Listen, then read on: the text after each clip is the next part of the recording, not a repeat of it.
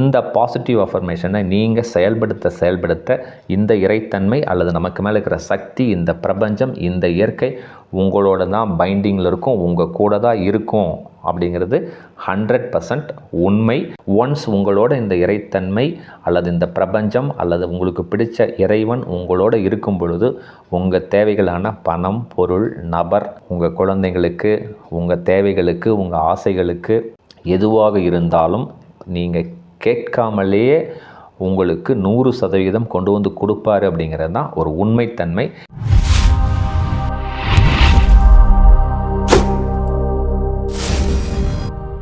அன்பு வணக்கங்க. ஒரு அற்புதமான தலைப்பை நாம் இந்த வீடியோவில் விவாதிக்கலாங்க. அதாவதுங்க, நமக்கு மேலே ஒரு சக்தி இருக்குது. அது இயற்கைன்னு சொல்லலாம், யூனிவர்ஸ்னு சொல்லலாம், பிரபஞ்சம்னு சொல்லலாம், ஒரு காஸ்மிக் அப்படின்னு சொல்லலாம், எது வேணால் சொல்லலாம். உங்களுக்கு பிடிச்ச இறைவனாக கூட இருக்கலாம், கடவுளின் பெயராக கூட இருக்கலாம். ஆனால் நமக்கு மேலே ஒரு சக்தி இருக்குது அப்படிங்கிறது ஒரு உண்மை.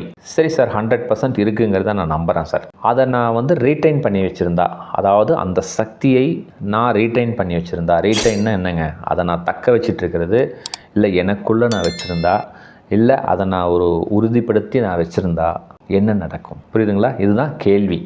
ஏன் என்னால் உறுதிப்படுத்தி என்னால் ரீட்டைன் பண்ணி வைக்க முடியல இந்த இறைத்தன்மையை, இந்த யூனிவர்ஸை, இந்த இயற்கையை, நமக்கு மேலே இருக்கிற சக்தியை ஏன் சார் என்னால் ரீட்டைன் பண்ண முடியல? என்ன காரணம் அப்படிங்கிறது இந்த வீடியோவில் பார்க்கலாம். சரி சார், அப்படி ரீட்டைன் பண்ணியிருக்கேன் அப்படின்னா என்னோடய ஆக்டிவிட்டீஸ் எப்படி இருக்கும் அதையும் நான் சொல்கிறேன். கன்க்ளூஷன் பார்ட்டில் சரி சார் நான் ரீட்டைன் பண்ணல, இப்போ நான் என்ன பயிற்சி செஞ்சால் என்னால் ரீட்டைன் பண்ண முடியும் அப்படிங்கிற 3 கேள்விக்கும் இந்த வீடியோவில் பதிலை பார்க்கலாங்க.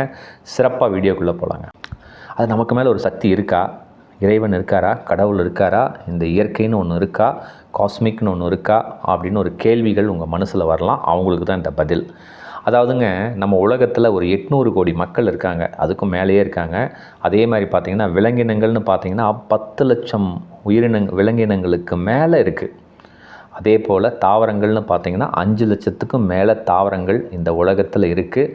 நுண்ணுயிர்கள் அப்படின்னு சொல்லுவாங்க, மைக்ரோ ஆர்கானிசம், அதாவது கண்ணுக்கு தெரியாமல் உயிர் வாழக்கூடிய உயிரினங்கள் சுமார் 1 லட்சம் கோடிக்கும் மேலே இந்த உலகத்தில் வாழ்ந்துக்கிட்டு தான் இருக்குது. அத்தனைக்கும் உயிர் வாழ்வதற்கு தேவையான அத்தனை அம்சங்களையும் நமக்கு மேலே இருக்கிற சக்தி, இந்த பிரபஞ்சம், உங்களுக்கு பிடிச்ச கடவுள் உயிர் வாழ்கிறதுக்கு தேவையான அத்தனை அம்சங்களையும் கொடுத்துக்கிட்டு தாங்க இருக்கிறாரு. இதுதாங்க உண்மை. ஒன்று சொல்கிறேன், ஏன்னா ஃபஸ்ட்டு நம்ம இதை புரிஞ்சுக்கிட்டா தான் இதை நம்ம செயல்படுத்தலாமா வேண்டாமாங்கிறது தெரியுங்கிறதுனால தான் இந்த எக்ஸ்ப்ளனேஷன் நான் கொடுத்துட்ருக்கேன். நம்ம உடலில் எவ்வளவோ உறுப்புகள் இருக்குங்க, எல்லாமே பார்த்திங்கன்னா அற்புதமாக செயல்பட்டுகிட்டே இருக்குது.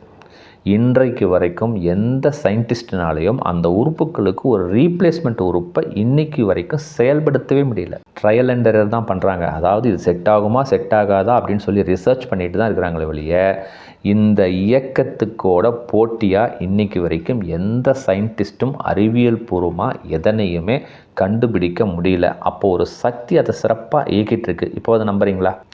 நம் உடலினோட இயக்கத்தை ரொம்ப சூப்பராக 100% கரெக்டாக ஒரு இயக்கம், நமக்கு மேலே இருக்கிற சக்தி, இந்த இறைத்தன்மை அல்லது நீங்கள் நினைக்கிற கடவுள் சிறப்பாக செயல்படுத்திட்டு தான் இருக்குங்கிறது தான் 100% உண்மை. இப்போ நமக்கு கன்க்ளூஷன் ஆயிடுச்சு. நமக்கு மேலே ஏதாவது ஒரு சக்தி இருக்குது, அந்த சக்தி தான் செயல்படுத்துதுங்கிறது நமக்கு புரியுது. சரி சார், அந்த சக்தியை நான் ரீட்டைன் பண்ணுறதுனால, நான் ஹோல்டு பண்ணுறதுனால எனக்கு என்ன சார் நல்லது நடக்கும்? ஏன்னா இது நமக்கு தெரியணும்ல. நமக்கு தேவையான பணம், பொருள், நபர், ப்ளஸ் ஒரு வேலை, ஒரு தொழில், ஒரு படிப்பு, நம்மளோட தேவைகள், ஆசைகள் 100% நம்ம தேவைக்கேற்ப சூப்பராக நிறைவேற்றலாம். இதுதாங்க உண்மைத்தன்மை. சரி சார், இப்போ புரிஞ்சுக்கிட்டேன். அப்போ நமக்கு மேலே ஒரு சக்தி இருக்குதுன்னு நான் புரிஞ்சுக்கிட்டேன். எதனால் சார் என்னால் அதை ரீச் பண்ண முடியல? இதுதான் கேள்வி. ஏன் ரீச் பண்ண முடியலன்னா, முக்கியமான காரணம் நம்ம மனசுங்க. மனசு அப்படின்னு சொன்னால் மைண்டுன்னு சொல்லலாம். நம்ம உயிருக்குள்ளே மைண்டுன்னு ஒன்று இருக்குது, மனசு இருக்குது. அந்த மனசு நல்லா இருந்தால் வாழ்க்கை நல்லா இருக்குங்க. மனசு நல்லா இல்லைன்னா வாழ்க்கை நல்லா இருக்காது. இந்த நல்லா இருக்குன்னா என்னென்னாங்க, மனம் தெளிவாக இருக்கணும், இல்லை சிறப்பாக இருக்கணும், சூப்பராக இருக்கணும், அன்பாக இருக்கணும், ஆனந்தமாக இருக்கணும். அந்த மாதிரி மனசு இருந்தால் உங்கள் வாழ்க்கை ரொம்ப நல்லாயிருக்கும். வாழ்க்கை நல்லா இல்லைன்னா, சூழ்நிலைகள் கரெக்டாக இல்லைன்னா உங்கள் மனசு சரியில்லை. காரணங்கள் வெளியில் கிடையாதுங்க. தயவுசெய்து அவன் சரியில்லை, இவன் இப்படி இருக்கான், என் பொண்டாட்டி இப்படி பண்ணிட்டாங்க, பிஸ்னஸில் பார்ட்னர் ஏமாற்றிட்டான் அப்படிலாம் கதை சொல்லாமல், என் மனசு கரெக்டாக இல்லை, அது கரெக்டாக இருக்கிறதுக்கு என்ன செய்யணும்னு நீங்கள் செயல்படுத்தினா உங்கள் வாழ்க்கை நல்லாயிருக்கும்.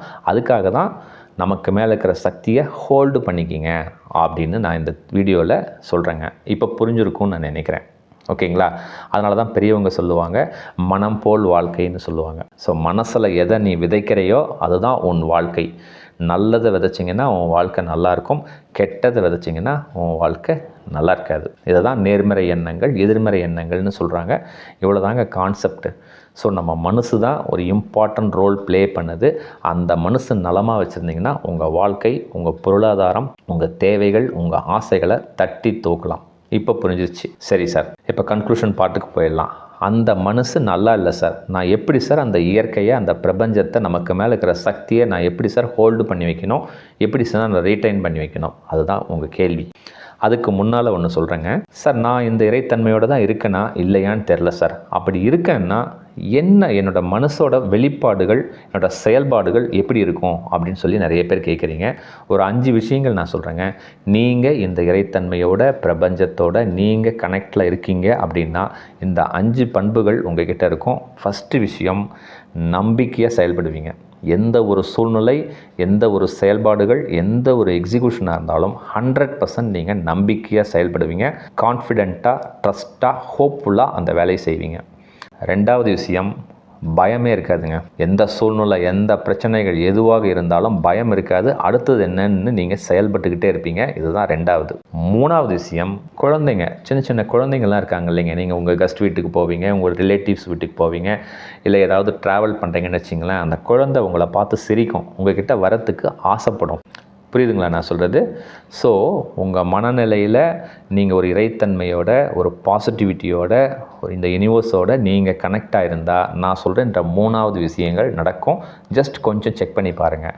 4வது விஷயம், நீங்கள் தனிமையில் தாங்க இருப்பீங்க. இன்கேஸ் தனியாக இருந்தால் கூட நம்மளோட யாரோ ஒருத்தர் இருந்து ஃபீல் பண்ணி நம்மளை கைட் பண்ணுற மாதிரி ஒரு ஃபீலிங் இருக்கும். புரியுதுங்களா? அந்த தனிமையிலையும் நம்ம கூட யாராவது ப்ராசஸ் பண்ணுறாங்க, நம்ம கூட யாராவது ஒருத்தர் இருக்கிறாங்க, நம்மளை கைட் பண்ணிகிட்டு இருக்காங்க அப்படிங்கிற ஒரு ஃபீல் நமக்கு, அந்த உணர்வு நமக்கு இருக்கும். 5வது விஷயம், தீர்வு, சொல்யூஷன். எந்த ஒரு சுச்சுவேஷன், எந்த ஒரு ப்ராப்ளம் எதுவாக இருந்தாலும் தீர்வை நோக்கி நம்ம நகர்ந்துக்கிட்டே இருப்போம். இந்த 5 விஷயங்கள் நீங்கள் உங்கள் மைண்டில் இருந்ததுன்னா, உங்களோட செயல்பாடுகளில், உங்கள் வேலையில் நீங்கள் இருந்ததுன்னா, நீங்கள் இந்த இறைசக்தியோட, இந்த பிரபஞ்சத்தோட கனெக்டில் தான் இருக்கீங்க அப்படிங்கிறத தெரிஞ்சுக்கலாங்க. ஓகேங்களா? சரி, இப்போ கன்க்ளூஷன் பார்ட்டுக்கு வந்துடலாம், சொல்யூஷன் பார்ட்டுக்கு வந்துடலாம். சரி சார், இதில் ஏதோ ஒன்று லேக் ஆகுது சார், நான் எப்படி சார் இந்த இறைத்தன்மையோட ஹோல்டில் இருக்கணும்? ஏன்னா ஹோல்டில் இருந்தால் நம்ம தேவைகள் 100% பாசிட்டிவாக நடக்கும்னு சொல்கிறீங்க. நான் என்ன பயிற்சி செய்யணும்? இதுதான் உங்கள் கேள்வி. பதில் சொல்கிறேன் பாருங்கள். ஒரு சின்ன டிப்ஸ். முதல் விஷயம், ரீசன் என்னன்னு அனலைஸ் பண்ணுங்கள். உங்கள் வாழ்க்கையில் எந்த பிரச்சனை வேணால் இருக்கலாம், எந்த சூழ்நிலை வேணால் இருக்கலாம், அதுக்கு என்ன ரீசன், அது என்ன காரணம், கொஞ்சம் அனலைஸ் பண்ணுங்கள், டீப்பாக திங்க் பண்ணுங்கள், ரிசல்ட் தெரியும். நம்மளாம் என்ன சொல்லுவோம், காரணம் உடனே அவன் காரணம், இவன் காரணம், இதனால தான் ஆச்சு, அதனால தான் ஆச்சு சொல்லுவீங்க. கொஞ்சம் டீப்பாக அனலைஸ் பண்ணிங்கன்னா ரிசல்ட் தெரியும். ஒரு 3 எக்ஸாம்பிள் சொல்கிறேன். இப்போ காரணம் என்னங்கிறத நீங்கள் அனலைஸ் பண்ணுங்கள். அது எந்த ப்ராப்ளம் வேணால் இருக்கட்டுங்க உங்கள் லைஃப்பில், அதுக்கு காரணம் என்ன அப்படிங்கிறத ஃபஸ்ட்டு அனலைஸ் பண்ணுங்கள். இல்லை காரணம் யாருங்கிறத ஃபஸ்ட்டு அனலைஸ் பண்ணுங்கள். இப்போது கணவன் மனைவிக்கு ஒரு மிஸ் அண்டர்ஸ்டாண்டிங். கணவனை கேட்டால் என்ன சொல்லுவாங்க, மனைவி இதை பண்ணுறாங்க, அதை பண்ணுறாங்கன்னு 1000 விஷயங்கள் சொல்லுவாங்க. மனைவி கேட்டால் கணவன் இப்படி இருக்கார், அப்படி இருக்காருன்னு சொல்லி அவங்க ஒரு 1000 விஷயம் செய்வாங்க. அப்போ யார் மேலே தப்பு இருக்குது? கொஞ்சம் யோசனை பண்ணுங்கள். கணவன்மார்கள் கொஞ்சம் தனியாக உட்காந்து எதனால் இப்படி காரணம் அப்படின்னு யோசனை பண்ணுங்கள். மனைவியும் யோசனை பண்ணுங்கள். ஒரு ஸ்டேஜில் கணவன் என்ன நினைப்பாருன்னா, ஆமாம் நம்ம மேலேயும் காரணம் இருக்குது அப்படிங்கிறத அக்செப்ட் பண்ணுவார். மனைவியும் என்ன பண்ணுவாங்க, ஆமாம் நானும் இந்த மாதிரி செஞ்சிடக்கூடாது, என் மேலேயும் ஒரு காரணம் இருக்குது அப்படிங்கிறத அக்செப்ட் பண்ணிக்குவீங்க. ஃபஸ்ட்டு இதை அக்செப்ட் பண்ணிக்கங்க. எந்த ஒரு சூழ்நிலை நடந்தாலும் காரணம் நம்ம மேலே இருக்கும் அப்படிங்கிறது தாங்க உண்மைத்தன்மை. கொஞ்சம் வாழ்க்கையோட பொருத்தி பாருங்கள். இன்னொரு உதாரணம் சொல்கிறேன். ஒரு பிஸ்னஸ் பண்ணுறீங்க, லாஸ் ஆயிடுச்சு. உடனே காரணம் என்ன சொல்கிறீங்க, என் பார்ட்னர் இப்படி செய்யலை, என் மேனேஜர் இப்படி செய்யலை, என்னை ஏமாற்றிட்டான் அப்படின்னு சொல்லி காரணத்தை வெளியிலே தர்றீங்க. கொஞ்சம் நல்லா டீப்பாக அனலைஸ் பண்ணிங்கன்னா அந்த பிஸ்னஸை எக்ஸிக்யூட் பண்ணது, ஸ்டார்ட் பண்ணது நம்மளாக தான் இருப்போம். அப்போது அதுக்கு காரணம் நம்ம தான் அப்படிங்கிறத ஃபஸ்ட்டு அக்செப்ட் பண்ணுங்கள். இந்த டீப் அனலைசிஸ் பண்ணி அந்த காரணம் யாருங்கிறத அனலைஸ் பண்ணுங்கள். 3வது ஒரு எக்ஸாம்பிள் சொல்கிறேன். லவ் பண்ணுவீங்க. லவ் பண்ணும்போது ஒரு மிஸ் அண்டர்ஸ்டாண்டிங் வந்துடும், ஃபோனை பிளாக் பண்ணிவிடுவாங்க. காரணம் என்ன சொல்லுவீங்க? அவர் இப்படி பண்ணிட்டார், அப்படி பண்ணிட்டார், அதை பண்ணிட்டார், இதை பண்ணிட்டார்னு காரணத்தை சொல்லிகிட்டே இருக்கிறீங்க. கொஞ்சம் அனலைஸ் பண்ணி பாருங்கள். டீப்பாக அனலைஸ் பண்ணிங்கன்னா அதுக்கு காரணம் நம்மளாகவும் இருப்போம் அப்படிங்கிறத ஃபஸ்ட்டு அக்செப்ட் பண்ணுங்கள். இந்த மாதிரி ஒரு 3 சுச்சுவேஷன் சொல்லியிருக்கேன். எந்த சூழ்நிலையாக இருந்தாலும் அதுக்கு காரணம் யாருன்னு பார்த்தீங்கன்னா அதற்கு காரணம் நம்மளாகத்தான் இருப்போம். இன்னும் நல்ல ஆங்கிலத்தில் சொல்லணுன்னா ஐ ஆம் ரெஸ்பான்சிபிள் ஃபார் தட், ஐ ஆம் ஆல்சோ ரெஸ்பான்சிபிள் ஃபார் தட். நான் காரணம், நானும் காரணம் அப்படிங்கிற முடிவுக்கு ஃபஸ்ட்டு வாங்க. ஃபஸ்ட்டு பாயிண்ட் இதுதான் நீங்கள் அக்செப்ட் பண்ணிக்கணும். ஸோ எந்த செயல்பாடுகள் எந்த பிரச்சனை நடந்தாலும் காரணம் என்னன்னு அனலைஸ் பண்ணுங்கள். டீப்பாக அனலைஸ் பண்ணி நானும் காரணம் அல்லது நானும் ஒரு வகையில் காரணம் அப்படிங்கிறத ஃபஸ்ட்டு அக்செப்ட் பண்ணுங்கள். ரெண்டாவது அஃபர்மேஷனுக்கு வந்துடலாங்க. இது ரொம்ப முக்கியம். இந்த அஃபர்மேஷனை நீங்கள் எப்படி விதைக்கிறீங்களோ, ரெஜிஸ்டர் பண்ணுறீங்களோ, உங்கள் மனசில் ரெஜிஸ்டர் பண்ணிங்கன்னா பாசிட்டிவிட்டி அதிகமாகிடும். அதுக்கப்புறம் நீங்கள் இறைத்தன்மையோட கனெக்ட் ஆகிடலாம். எப்படி அஃபர்மேஷன் பண்ணலான்னு சொல்கிறேங்க. ஃபஸ்ட்டு என்ன அஃபர்மேஷன் தாங்க, இறையருளால் ஏதோ நான் சில சிறப்பு குறைவான விஷயங்களை செஞ்சுட்டேன், ஐ எம் எக்ஸ்ட்ரீம்லி சாரி அப்படின்னு சொல்லிட்டு ஆப்போசிட்டில் அந்த இன்சிடென்ட் நடந்த பர்சன் பேரை சொல்லுங்கள். நீங்களும் வேணும்ன்ட்டு செய்யலை, ஏதோ ஒரு சூழ்நிலையினால தான் பண்ணிட்டீங்க, காட் பிளஸ் யூ அப்படின்னு சொல்லுங்கள். ரெண்டாவது, அவர் ரொம்ப நல்லவர் தான், ஆனால் ஏதோ ஒரு சூழ்நிலையினால் இப்படி பண்ணிட்டாரு, இறைவன் எதையோ உணர்த்துறதுக்காக தான் இந்த சூழ்நிலை நடந்திருக்கு, இறைவனுக்கு நன்றி அப்படின்னு சொல்லி அஃபர்மேஷன் பண்ணுங்கள். இதை எந்த அளவுக்கு பாசிட்டிவாக நீங்கள் இன்சிஸ்ட் பண்ணுறீங்களோ அந்த அளவுக்கு உங்களுக்கு ரிசல்ட் வரும். இன்னும் ஒரு எக்ஸாம்பிள் சொல்கிறேன் பாருங்கள். இப்போ கணவன் மனைவி மிஸ் அண்டர்ஸ்டாண்டிங். எப்படி அந்த கணவனோ இல்லை மனைவியோ அஃபர்மேஷன் பண்ணலான்னா, என் மனைவி விஷயத்தில் எது நடந்தால் சிறப்பாக இருக்குமோ அதனை இந்த இறைவன் சிறப்பாக எனக்கு கொடுத்துக்கிட்டே இருக்கிறாரு, இறைவனுக்கு நன்றி அப்படின்னு அஃபர்மேஷன் பண்ணுங்கள். இந்த பிஸ்னஸில் லாஸ் ஆயிடுச்சு, என்ன நினைக்கலாம்? அதுக்காக சத்தம் போட்டோ நான் காரணம்ங்கிறத ஃபஸ்ட்டு அக்செப்ட் பண்ணிவிட்டு, ஏற்கனவே நான் சொன்ன மாதிரி பிஸ்னஸில் சிறப்பு குறைவான விஷயங்களுக்கு நானும் தான் காரணம், ஐ ஆம் எக்ஸ்ட்ரீம்லி சாரி, இறைவன் ஒரு நல்ல சூழ்நிலையை எனக்கு உணர்த்திட்டுருக்காரு அப்படிங்கிற அஃபர்மேஷனை போட்டு நான் சந்தோஷப்படுறபடி இந்த பிஸ்னஸில் அற்புதமான லாபங்கள், அற்புதமான செயல்முறைகள் என்ன செயல்படுத்தணுங்கிறத இந்த இறைவன் சிறப்பாக எனக்கு கொடுத்துக்கிட்டே இருக்கிறாரு, இறைவனுக்கு நன்றி அப்படின்னு சொல்லுங்கள்.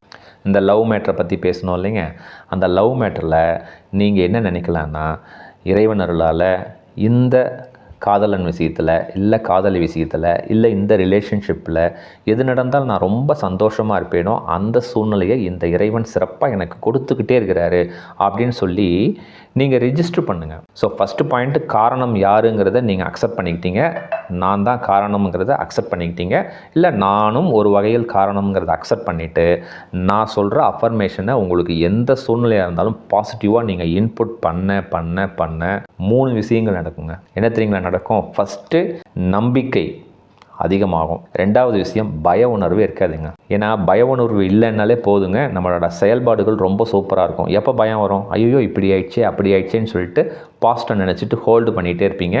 ஃப்யூச்சரில் இப்படி நடக்கலைன்னா என்ன பண்ணுறதுன்னு பய உணர்வில் இருப்பீங்க.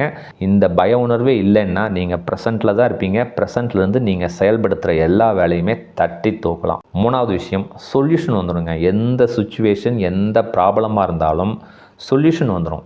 நம்ம இன்ட்யூஷன் சொல்லும் இதை செய் இதை செய்யாத, இதுதான் சொல்யூஷன் அப்படின்னு சொல்லி டிசைட் பண்ணிடும். ஸோ இந்த பாசிட்டிவ் அஃபர்மேஷனை நீங்கள் செயல்படுத்த இந்த இறைத்தன்மை அல்லது நமக்கு மேலே இருக்கிற சக்தி, இந்த பிரபஞ்சம், இந்த இயற்கை உங்களோட தான் பைண்டிங்கில் இருக்கும், உங்கள் கூட தான் இருக்கும் அப்படிங்கிறது 100% உண்மை.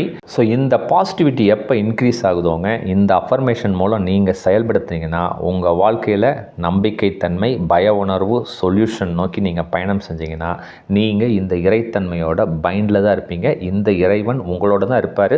ஒன்ஸ் உங்களோட இந்த இறைத்தன்மை அல்லது இந்த பிரபஞ்சம் அல்லது உங்களுக்கு பிடிச்ச இறைவன் உங்களோட இருக்கும் பொழுது உங்கள் தேவைகளான பணம், பொருள், நபர், உங்கள் குழந்தைங்களுக்கு, உங்கள் தேவைகளுக்கு, உங்கள் ஆசைகளுக்கு எதுவாக இருந்தாலும் நீங்கள் கேட்காமலேயே உங்களுக்கு 100% கொண்டு வந்து கொடுப்பாரு அப்படிங்கிறது தான் ஒரு உண்மைத்தன்மை.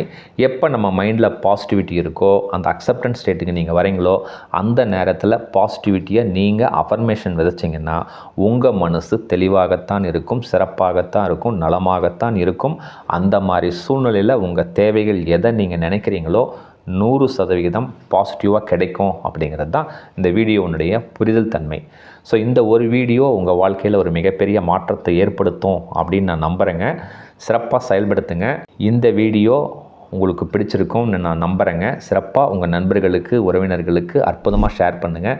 இந்த வீடியோவில் செயல்படுத்தும் வழிமுறைகளில் ஏதாவது சந்தேகங்கள், கேள்விகள் ஏதாவது உங்களுக்கு புரியலன்னா என்னுடைய வாட்ஸ்அப் நம்பர் 9080274280 வாய்ஸ் மெசேஜ் பண்ணுங்கள்.